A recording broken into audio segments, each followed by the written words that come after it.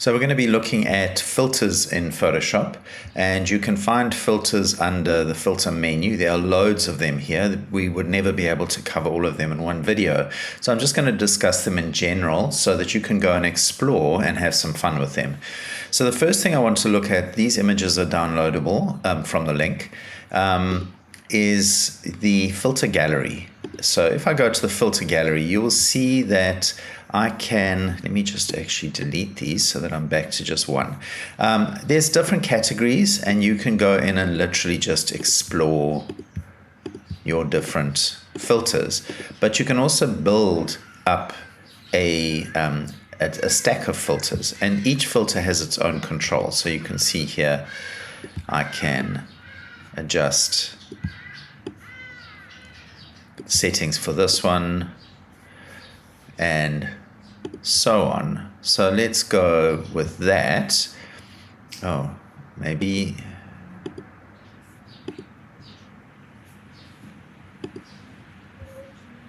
let's rather go. I'm going to cancel and go back here to filter gallery, and let's go to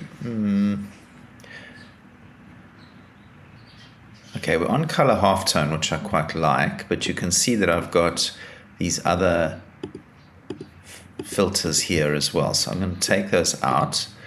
I'm going to stay on color halftone or halftone pattern, and then I'm going to add something else.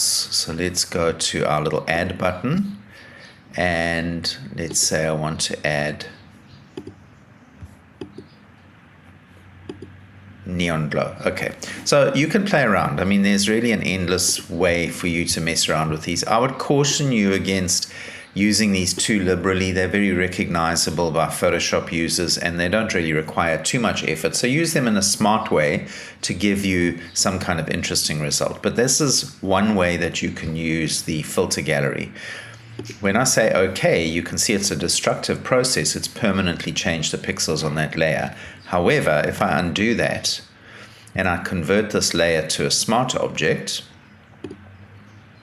and I then go back and reapply that filter. So notice the way in your filter menu, at the top you've got filter gallery and then also filter gallery here. So the top one is just remembering the last filter you used and the settings you used. So if I select that and then press OK, you can see it now comes in as a smart filter, which I can turn off and on, or I can even double click to go back and adjust it.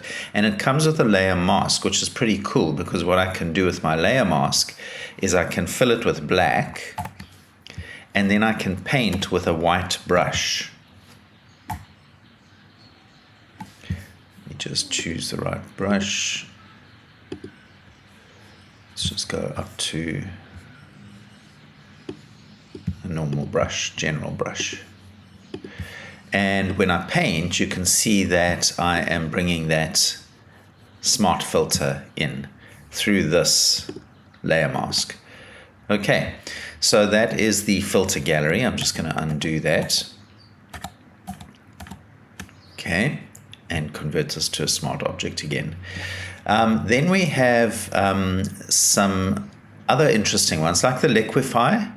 So liquify is one of those that allows you to push pixels around. So you can smoosh pixels. So if I just wanted to bring her hair in a little bit on the side here, you can also do crazy stuff, like if you choose, let's say, this option, and I'm using my square brackets to change the brush size.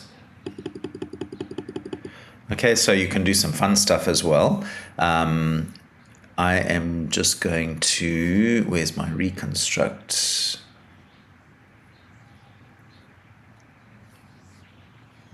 Reconstruct, which is basically to put it back the way it was. But without using these tools, I also have this face recognition or face aware liquify, which allows me to actually work on a face. The face normally works best when it's front on, but even if it's tilted to the side, you can also adjust things separately, like left and right eyes and stuff like that. So I'm just linking the eyes together And I'm going to make her eyes a little bit bigger.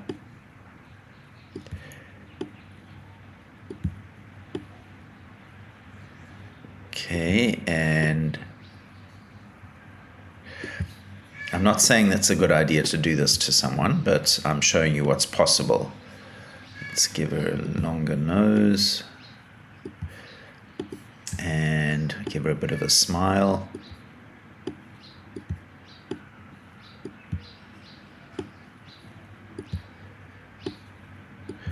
And face shape.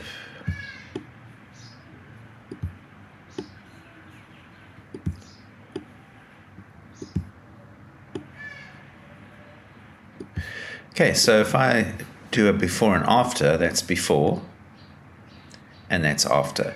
So Liquify is a way for you to move pixels around in a specific way to improve the photo or change the photo in some way. So I'm just going to get rid of that filter. And I want to look at neural filters. So these are new to Photoshop in the last few years, and they are constantly changing. They are mostly AI based, so they will require a little bit of downloading time, but there's some interesting ones here. So for example, if we look at Smart Portrait, you can see that I can say be happy, and it's going to do some connecting up and some processing. And you can see it's done an absolutely terrible job. But sometimes it does a good job. I prefer the Liquify result. So I'm going to reset that. Another thing, and turn it off. Another thing you can do is you can do a makeup transfer. So if I choose this one, and I have an image here with makeup sample, and you can see that it applies the makeup to the photo. I think it's kind of overdone. So what I'm going to rather do, I'm going to cancel out of here, is duplicate this layer and apply that filter to the duplicate. So makeup transfer,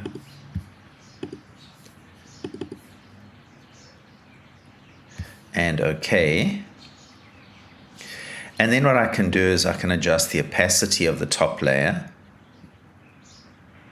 till it's a little bit more subtle. Okay, and let me just undo that. And then we have under neural filters, there's loads of them here you can experiment. I mean, style transfer is actually quite cool. You can choose different sort of styles of kind of artistic interpretation.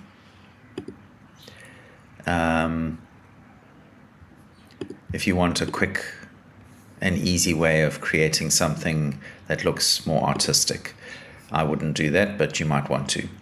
All right, and so let's have a look at some other filters here. So I'm going to open up Adaptive Wide Angle. So here's a photo that was taken with a fisheye lens. So if I go to Filter, Adaptive Wide Angle, and I say it was a fisheye lens, and then I start dragging on these curved buildings, it's going to start straightening things up